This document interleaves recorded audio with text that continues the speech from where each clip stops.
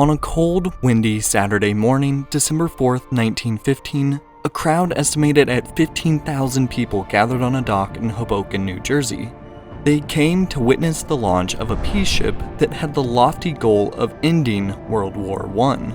With less than 2 weeks of planning before the launch, there was a general sense of hectic excitement in the air. Few that were preparing to leave seemed to know what was going on, what they should be doing, or where they should be going. Henry Ford had led the charge in creating this voyage with the intention of gathering the leaders in Europe and mediating an agreement that would end one of the most destructive wars the world had ever seen. So don't forget to take some Dramamine as we learn something new. In times of war, it can often seem as though the common person may have no say in the choices made. The people don't decide to keep fighting or to stay home. The political leaders make that call. So when the word diplomacy comes to mind, you don't often think about civilians leading the charge, especially when their own country hasn't joined the conflict. Track 1 diplomacy is the kind of diplomacy you might normally think of, conducted in official forums by professional diplomats. Track 2 diplomacy, on the other hand, often referred to as back-channel diplomacy, refers to non-governmental, informal, and unofficial diplomacy of private citizens, major corporations, or religious organizations. Easily overlooked, this second track has sought to shape major historical events, often at times where government-to-government diplomacy is perceived as inadequate, ineffective, or to be failing in some way. In the case of Henry Ford, he claimed that he was coming from a place of pacifism, a hatred for war and the unnecessary cost of human lives, starting to actively speak out against the Great War as early as the beginning of 1915. He would go on to meet with 2 peace activists, Rosika Schwimmer and Louis P. Lochner. After discussing possible strategies, they decided to seek the endorsement of President Woodrow Wilson. Ford urged the president to assemble a group of representatives from neutral nations who would work toward stopping the bloodshed in Europe. While approving of the concept, Wilson was non-committal, preferring to keep his options open should a better idea come along. With no objection from the president, Henry Ford decided to go at it alone. He held a press conference the next day and revealed his plan to the world, saying, "A man should always try to do the greatest good to the greatest number, shouldn't he? We're going to try to get the boys out of the trenches before Christmas. I've chartered a ship and some of us are going to Europe." He went on to talk about the passenger list of the ship, saying it would contain the biggest and most influential peace advocates in the country, including names such as Jane Addams, John Wanamaker, and Thomas Edison, all 3 of whom would end up never setting foot on board. The reception of this announcement was not great. In fact, it was mostly negative, with sarcastic headlines like the Tribune's "Great War Ends Christmas Day, Ford to Stop It," and the New York Herald describing it as one of the cruelest jokes of the century. Most of the first round of invites to the ship were met with refusals, but just 9 days after his announcement, Henry Ford remained true to his word, setting off on the Oscar II from Hoboken, New Jersey on December 4th, 1915. Though his confidence may have been shaken, as just days before leaving, he had a new will drawn up that detailed the distribution of his fortune and how his business affairs were to be handled should he not return. It's unclear exactly how many people were on board the ship that was roughly 60% the size of the Titanic, but estimations put it anywhere from 140 to 165 people, approximately 60 of which were guests of Ford, and 50 being members of the press, along with 20 members of Ford's personal staff, not to mention the crew. Those on board as peace delegates were typically described as being pacifists, suffragettes, socialists, lecturers, and a few teachers, local government officials, and ministers. While sailing, Ford attempted to keep the world's eyes on the boat by putting out constant telegraph messages sent over radio waves. The messages were costly, with one sermon done by Reverend Charles Akid coming in at about $30,000 of today's money to transmit. But the messages kept coming because they were key to Ford's plan. He wanted the world to know that he was coming, and he thought he could get everyone to rally behind him.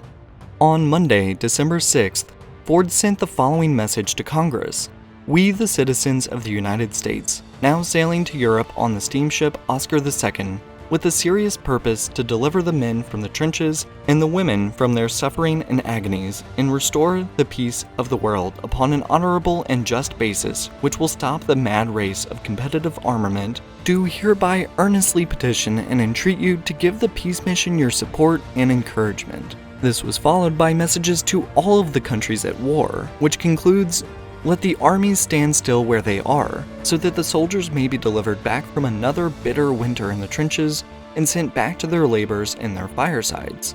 As there is no other way to end the war except by mediation and discussion, why waste one more precious human life?" But things would soon begin to fall apart, as President Wilson's State of the Union address contained a discussion of the need for the United States to prepare for war should the United States be drawn into the European conflict. Upon learning this news, the ship started to fracture into two parties.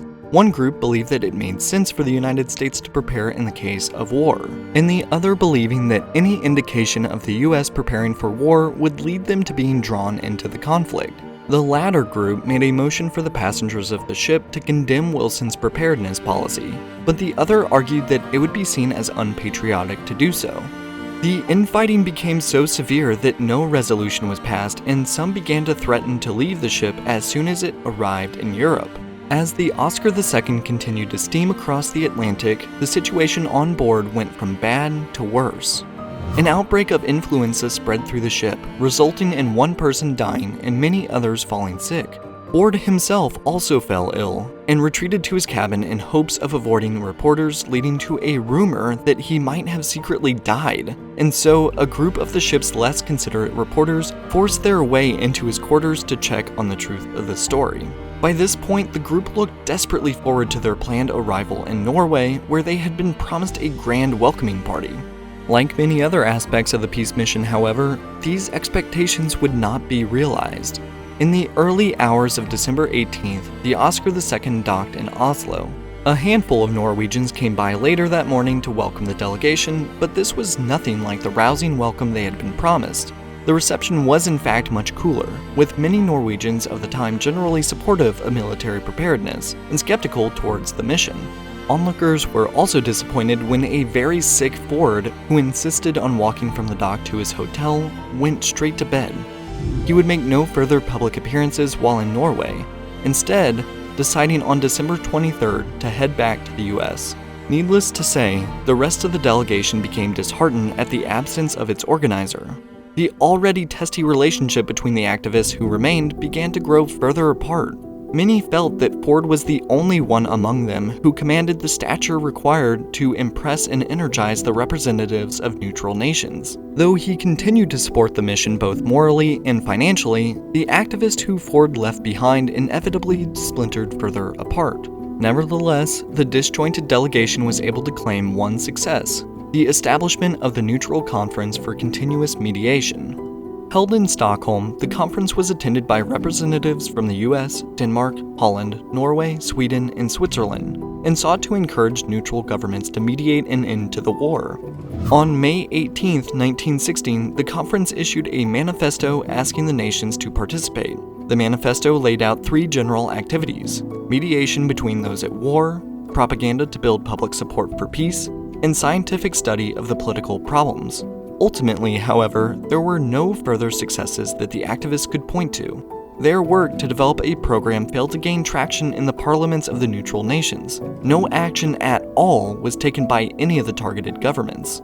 By March 1st, 1917, with the US moving closer to entering the war, Ford made the decision to discontinue the conference. The total bill for the peace mission?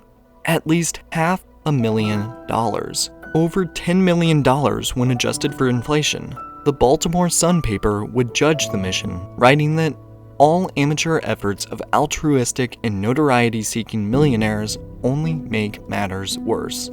Ford, on the other hand, surprisingly asserted that the peace ship was successful, saying it got people thinking about peace on both sides of the Atlantic, and when you get them to think, they will think right. He later reminded people that at a time when no serious effort was being made to bring the war to an end, he stood up and acted, saying, "I wanted to see peace. I at least tried to bring it about." Most men did not even try.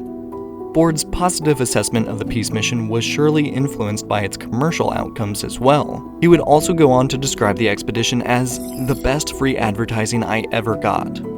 Yes, Ford was very much aware of the commercial benefits of a highly publicized journey to Europe, with a business partner saying, "If we had tried to break in cold into the European market after the war, it would have cost us $10 million. The peace ship cost us 1/20th of that and made Ford a household name all over the continent." While for the activists, peace was everything, for Ford this was also an investment, an opportunity to advertise his benevolent character across Europe and America. Also, a bit contradictory to his goal of peace, once he saw that America was indeed going to enter the war, he used the same mass production techniques that were used for his cars to assemble boats to hunt down German submarines. Thank you for watching Learn Something New. If you enjoyed this video, please consider liking and subscribing. It really helps the channel grow and helps me bring more of the kind of videos you want to watch. Thanks again, and I'll see you in the next one.